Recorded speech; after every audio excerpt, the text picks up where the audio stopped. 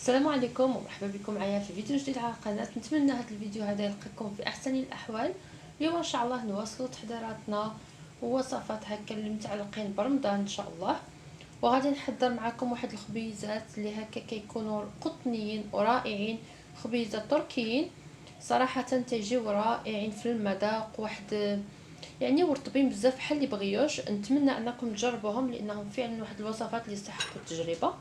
هنايا بالنسبه للمقادير غادي نحتاجو 750 غرام ديال الفرينه، عندي 400 مليلتر ديال الحليب، عندي واحد الياغورت طبيعي، عندي معلقه كبيره ديال الخميره هكا حبيبات ديال الخبز او ما يعادل واحد 10 غرام، عندي معلقه صغيره سكر، معلقه صغيره ملحه، وجوج معالق ديال زيت الزيتون. اول حاجه غادي نقوموا بها هنايا هي نوضعوا هذا الحليب مع الخميره والسكر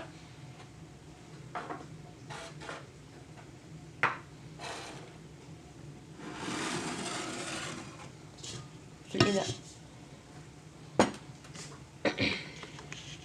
هنا في الاناء ديالنا غادي نوضعوا الحليب، غادي نضيفوا له السكر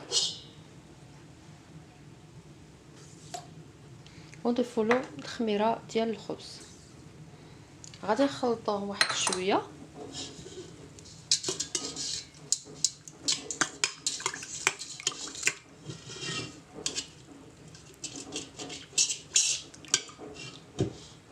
هنا. غادي نضيفوا لهم الياغورت طبيعي،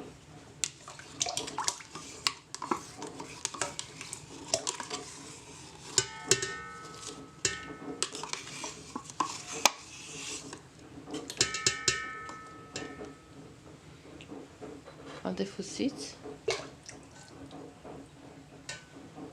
هنا غادي نضيفوا نصف الكميه ديال الطحين اللي عندنا، وحتى نعجنوهم عاد نضيفوا النصف الاخر، نبقاو نضيفوه بشويه بشويه. هنا غادي نضيف الملحه،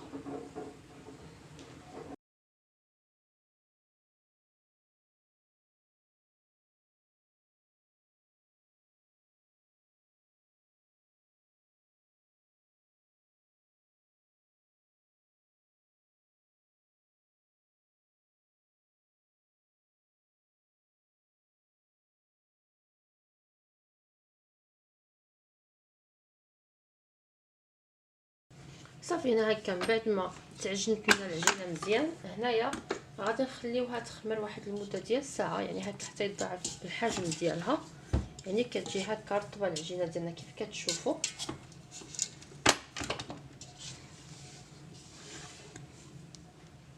كتكون بهذا القوام هكا.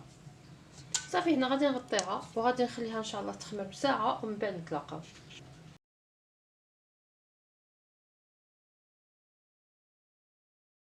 صافي هنا الخبز ديالنا خمر. هذا الخبز التركي هذا غادي نديروه في واحد المول اللي نديروا له هكا ورق الطبخ من الاحسن، باش يعني نتفاداو انه يلصق لنا. عاد غادي نمروا باش نشكلوه.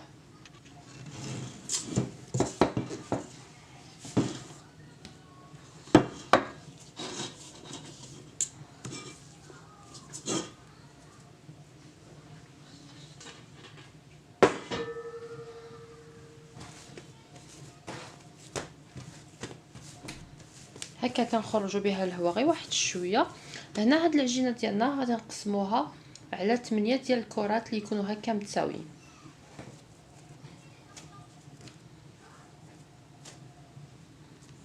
هكا من بعد ما شكلنا الكرات ديالنا، هنا غادي نمروا باش هكا يعني نعطوه واحد الشكل مزيان ونوضعوهم في الصينيه ديالنا. غادي نوضعوا 7 هكا دايرين، وحده في الوسط.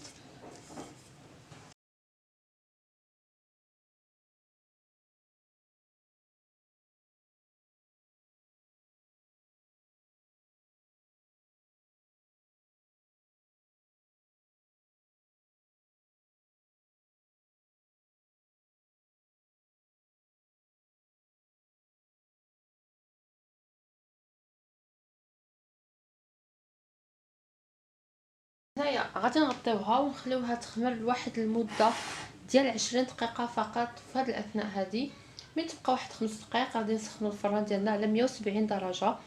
الحراره ديال الفران ما خاصهاش تكون عاليه بزاف، يعني باش طيب لنا مزيان من الداخل وما تبقى معجنه، حيت كيف كتلاحظوا يعني الكره يعني غليظه، ما قرصناهاش بزاف، يعني غير هكا عاد غادي تزيد تخمر من بعد ان شاء الله. ولهذا غادي نديروا الفران ديالنا غير على 170.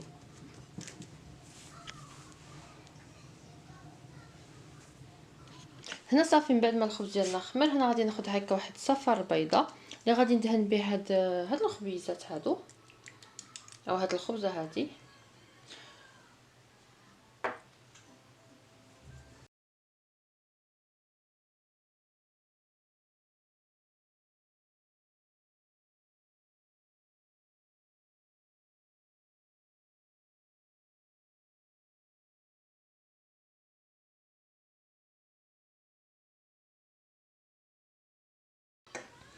هنا غادي نرشوها هكا شويه بالجنجلان ولا بالبافو، الحاجه اللي تبغيوها نتوما. صراحه انا كنفضل هكا الجنجلان على البافو ولا السانوج، كيبقى داك الشيء الذوق ديال كل واحد. صافي هنا غادي ندخلها للفران المسخن على 170 درجه لمده ديال 20 دقيقه. صافي خبزتي ها هي، يعني خرجت من الفران خليتها بردت واحد شويه، يعني كتجينا بهذا الشكل هكا تكون منفوخه.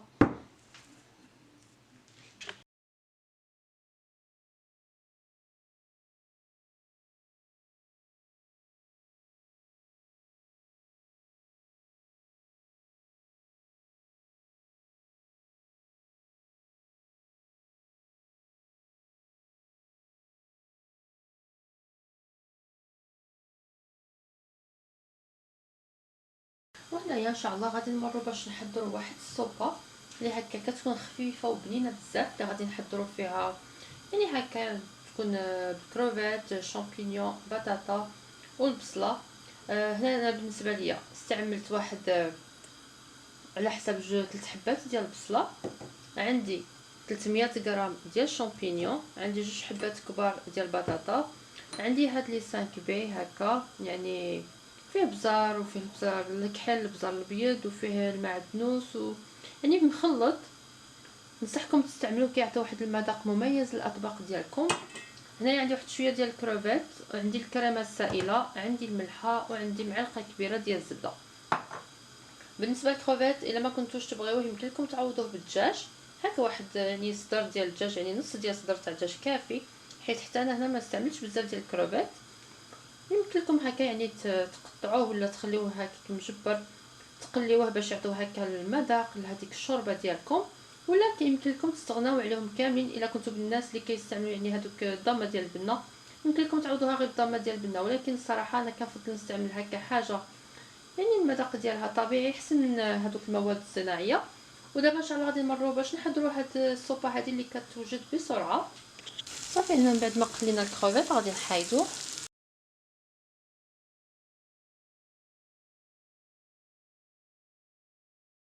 في نفس الطنجره غادي نوضعوا البصله،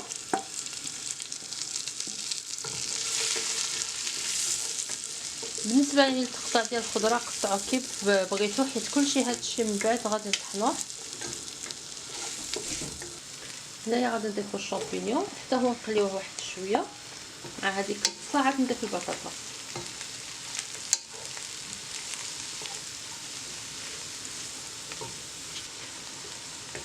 هنا غادي نزيد البطاطا،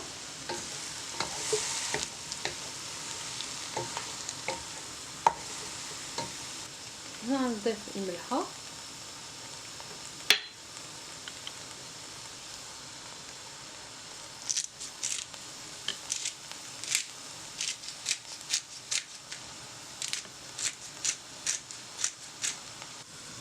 صافي هنايا غادي نضيف الماء ونخليها طيب واحد المده هكا ديال 20 دقيقه، ومن بعد ان شاء الله نتلاقاو. صافي هنايا هكا هاد السوبه ديالنا طابت، هنا غادي نمر باش نطحنها ونتلاقاو من بعد.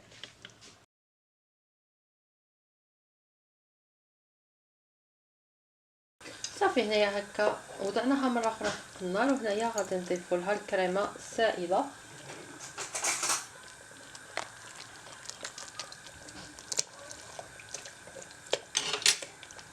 هنا الكريمه السائله يعني على حسب واحد 100 و 160 ملل.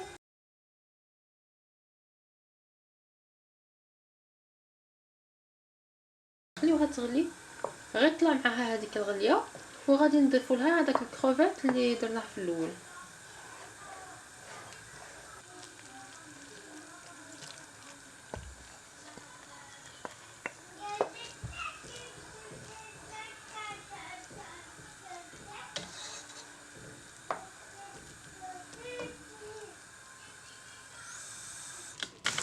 هنايا عندي واحد الحشوه، يعني غادي نصايب حشوه باش نعدل بها واحد المملحه، يعني الحشوه المعتاده. هنايا عندي هكا الفلفله مع البصله اللي هكا غادي نشحرهم مع بعضياتهم واحد شويه، ونضيف لهم شويه ديال الكبته، وغادي نضيف لهم الملحه، ابزار، ثومه، غبره، وكذلك شويه ديال البصله المجففه. هكا بغيت ندير بهم يعني مملحه ساهله كيف غادي تلاحظوا معايا في الفيديو.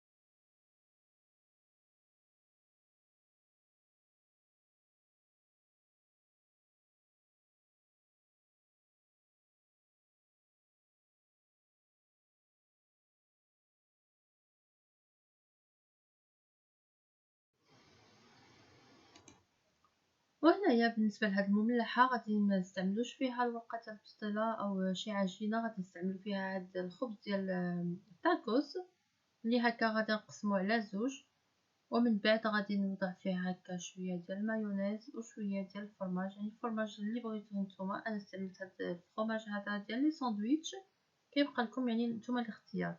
يعني واحد المملحه اللي هكا ساهله بحال دي ميني تاكوس اللي كيجيو بنان رائعين وسهلين في التحضير كيف لاحظتوا معايا. هكا كنوضعوا المايونيز او اي صلصه نتوما عندكم مفضله، لا صوص الجيريان ولا اندلس، يعني كنوضعوها. ومن بعد كنوضعوا واحد القطعه ديال الفرماج ولا نصف قطعه، يعني نتوما شوفوا واش كتبغوا الفرماج بزاف ولا لا. ومن بعد كنوضعوا الحشوه اللي حضرناها وكنبقاو نلويوها بحال شكل البريوه. يعني راه كلشي موضحنا في الفيديو، يعني حتى اللويه ديالها يعني راه ساهله. ومن بعد ان شاء الله غادي نمروا باش نحضروهم في الاله ديال البانيني. انا بالنسبه للاله ديال البانيني كندير لها ورق الطبخ، يعني باش تبقى هذيك نقيه، وكذلك يعني ما يبقاش داك الفرماج يتحرق فوق منها. وصافي يعني كنواصل بهذه الطريقه حتى نكملوا الكميات كاملين اللي عندنا.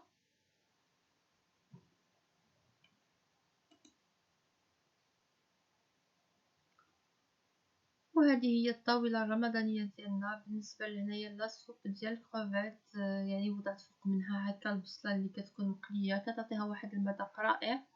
جربوا هاد لاصوب وغادي تشوفوا كيفاش كتكون في المذاق رائعه بنينه بزاف. يعني حتى وليداتكم الا ما كانوش ياكلوا لي كروفيت يعني هنايا غادي ياكلوه لكم، يعني كياكلوا دوك الفوائد ديالهم حيت راهم طايبه مع الخضروات. وحتى الشامبينيون الا ما كانوش ياكلوه، هاد الوصفه هذه انا متاكده غادي ياكلوه لانها وصفه فعلا ناجحه وبنينه بزاف. وبالنسبه للكروفيت كما لاحظت معايا، يعني انا في الاول غير قليته وحايدته، عاد من بعد ضفتو حتى طابت السوبه وضعته فيها، حيت انا الكروفيت يعني ما محتاجش انه يطيب بزاف. وصافي نتمنى ان الفيديو ديال اليوم يكون نال الاعجاب ديالكم، وغادي تجربوا هاد الوصفات هادو، الخبز التركي لا سوب ديال الكروفيت وكذلك هاد لي ميني تاكوس. نتمنى انكم تجربوهم، وانا غادي نخليكم في امان الله وحفظه، ونضرب لكم موعد في وصفات وفيديوهات اخرين باذن الله. الى اللقاء.